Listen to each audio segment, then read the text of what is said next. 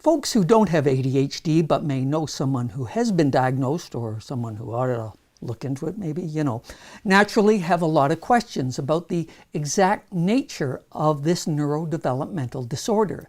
They may be curious and seek to understand with questions such as, "What's your freaking problem?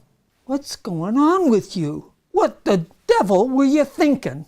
All valid questions, and basically they're variations on, "As a neurotypical person, I find it difficult to appreciate or envision how you experience the world, how your mind works, and how that manifests in daily life, but I'm hoping you can enlighten me."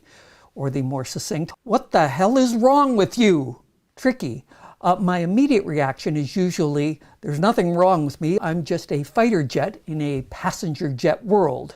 Which actually is not a great analogy because I'm the one who keeps getting shot down in the fighter jet. So one analogy doesn't capture it for everyone, or even for one person, or even one person over the course of a day. As Dr. Stephen Kurtz says, one of the greatest things I ever heard was, "You've seen one kid with ADHD, you've seen one kid with ADHD, as opposed to you've seen them all." So no single analogy can really capture all of this. No one metaphor will cover the experience. So here are 7 analogies, and together they may give you a sense of what's going on with us. And again, not always with all of us, just some of us. Number 1, perhaps the most quoted analogy comes from Dr. Edward Ned Hallowell, author and co-author of a number of books on ADHD. He calls it the Ferrari brain with the Model T brakes. And of course, for model railroaders, you might say you have a lash-up of AC 6000 CWs with screw and linkage-driven brake blocks. Oh, God. Number 2, we are sprinters, not marathoners. Remember the tortoise and the hare? We are the hare. Go, go, go, go, go, go, and then we hit the wall and need a nap. We don't pace ourselves. Yeah, I know, slow and steady may win the race. That's okay, we aren't necessarily staying in this till the end of the race. We're just interested in a quick start. So we may be quick out of the gates, take the early lead, but then decide to join a more interesting new race. One caveat, not all of us have this driven, overly eager hyperactivity. Some people just struggle managing their focus and their attention. Sometimes it's too little, sometimes too much, regardless of what's urgent or important or easy. Number 3, the on-off switch. The ADHD brain is either on or off. We tend to be engaged and or lethargic. We either love it or loathe it. But again, not everyone. Some folks who have the uneven attention, the problems with focus, but not the hyperactivity, the impulsivity, may be quieter, lost in thought, daydreaming. Number 4, squirrel or bird brain or butterfly. I like butterfly. We flutter like a butterfly, and that leads to all kinds of creative solutions, of links, of patterns. It's a bit like a jazz band in the brain, riffing off each other, unlike a symphony where everybody's playing exactly. This is more like someone singing scat, not a choir. It's not linear. We can get there, but not in a beeline. The point is, we're easily distracted from internal distractions, from thoughts, from memories, emotions that arise, ideas. And then there are the external distractions, the sounds, the noises, someone touching us, a conversation happening 40 feet away. Yeah, sorry, what did you say? Sorry, I got a number 5. My mind is like a TV with 100 channels, and somebody else has the remote.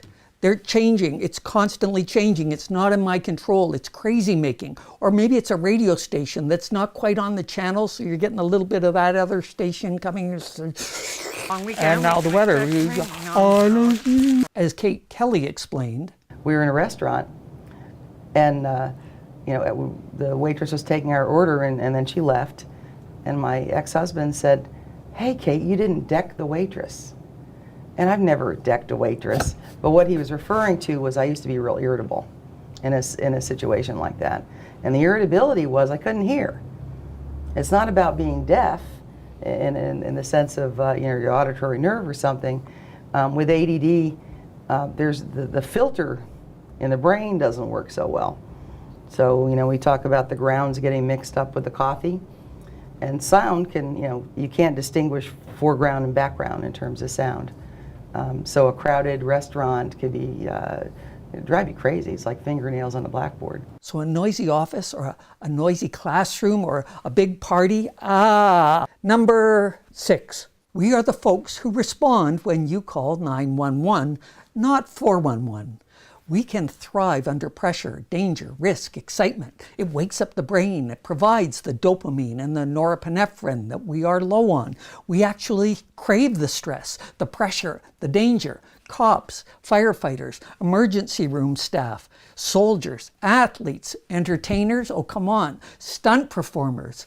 As one paramedic told me, not all of my colleagues have ADHD, but the best ones do. The ones who don't either burn out, leave, or end up in administration.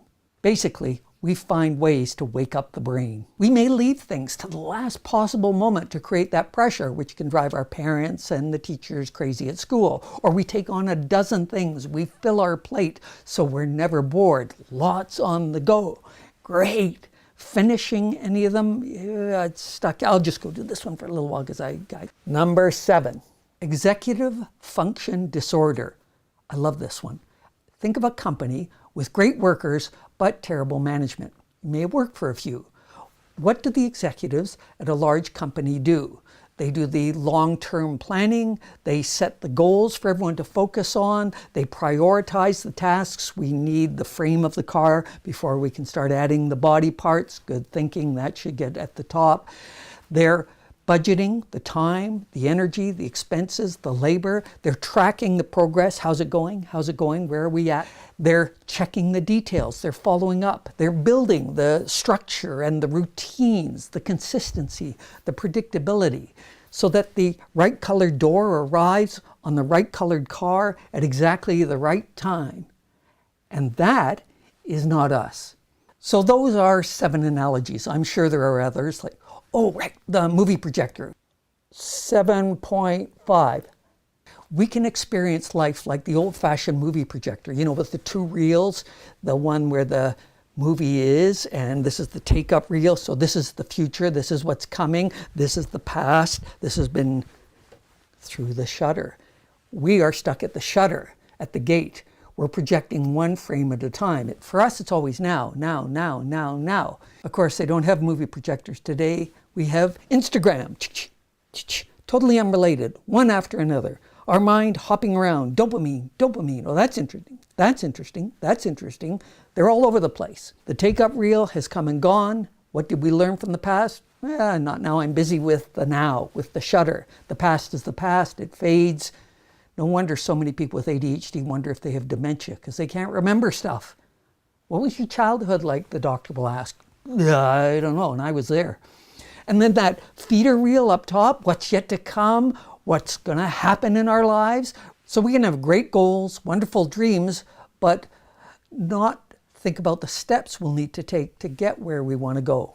I want to retire at 50. And what are you doing about it? I'm thinking about retiring at 50 and dreaming of all the things I'm going to do when I'm retired. And I have enough money saved to retire, and I don't know how I'm going to.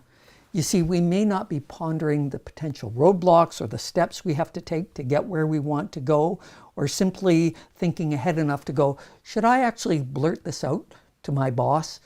Ironically, we are in the now, and yet we're often not present. We're zoned out. We're tuned out. So there they are, 7 analogies or 7 metaphors that capture some, but not all of the experience of ADHD. 1, the Ferrari brain. 2, sprinters, not marathoners. 3, the on-off switch. 4, the flitting butterfly. 5, someone else is channel changing. 6, 911, not 411. 7, the big company with the bad management. Some may ring true for you, others not so much. Oh, and the movie projector, okay, so 7.5. But that's it. Oh, actually, there's one more.